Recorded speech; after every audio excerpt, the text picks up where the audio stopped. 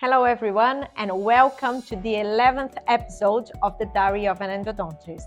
Today we'll be talking about coronal leakage, so stay with me.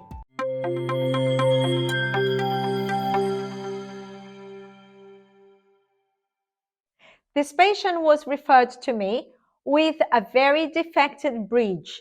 The bridge was done about 20 years ago, and as you can see, there is a marginal defect and it's not adapted at all.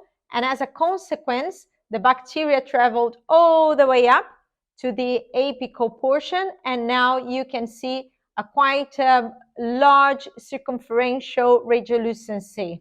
We explain to the patient that the mouth has lots of bacteria. It can be good and bad bacteria. And if there is any space coronally, those bacteria will find a way to go inside of the canal, contaminating the whole canal system. And as a consequence, if you leave it for too long, the bacteria will then start eating the nerve away and subsequently go towards the apical portion and start to eat the bone away. So when you explain that way, the patient normally understands. Another thing you need to explain is when the infection is quite round infection, circumferential, it could be a true cyst. If it's a true cyst, there is a chance after the root canal treatment, if it has a very intact membrane, that infection may not heal and there will be a need for an endodontic microsurgery. So always discuss that in advance with your patient because it could be. Most of the time is granuloma, and 90% of the cases, it will heal on its own after the root canal treatment if it's done properly. The root canal treatment was done, and as you know that the patient will not change the bridge very soon, although I had explained to the patient very thoroughly why he had to have that bridge changed, I had to block as much as I could all that space, like mesially and distally, where the bacteria was leaking. So you can try to adapt a matrix if it's going to subgingival, and you can try to repair as much as you can. But try not to put any temporary filling. If it's like, in this case, you could do a post, depending on if there is coronal structure or not, you can put a post in advance.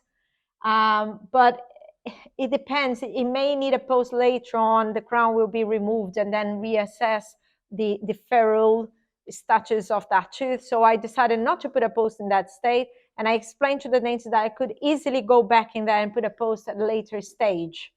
You can see the lateral canal here, and the bioceramic sealer was the choice. 3 months later, the tooth was a lot more stable. And we like to do a review in those cases because, again, it goes for a new bridge. So you need to make sure the treatment is working well. However, if it's not, you can always plan an endodontic microsurgery, which may not change anything when you have a new bridge. But it depends on your flap design as well. Depending on what you choose as a flap design, sometimes you have a small gingival change and recession, and you don't want to do that with a new bridge. So plan a 3-month review, ask the patient to wait, block everything so you don't have any coronal leakage anymore. And as soon as you are happy with that, then proceed to the next step. The bridge was changed at that point, so 6-month review. We were absolutely happy with that. In fact, there was lots of rule in that tooth, and it was not necessary to put a post. And the 18-month review. I'm still not happy if I put my prosthodontist hat now. I'm still not happy with the new bridge. I know that distally it got a lot better, but mesially I have my doubts. So unfortunately, there's not much I can do at that point. So as long as you can put your composite a little bit deeper and protect that tooth, perhaps you'll have a better chance of success long term. Thank you very much for watching us and stay tuned.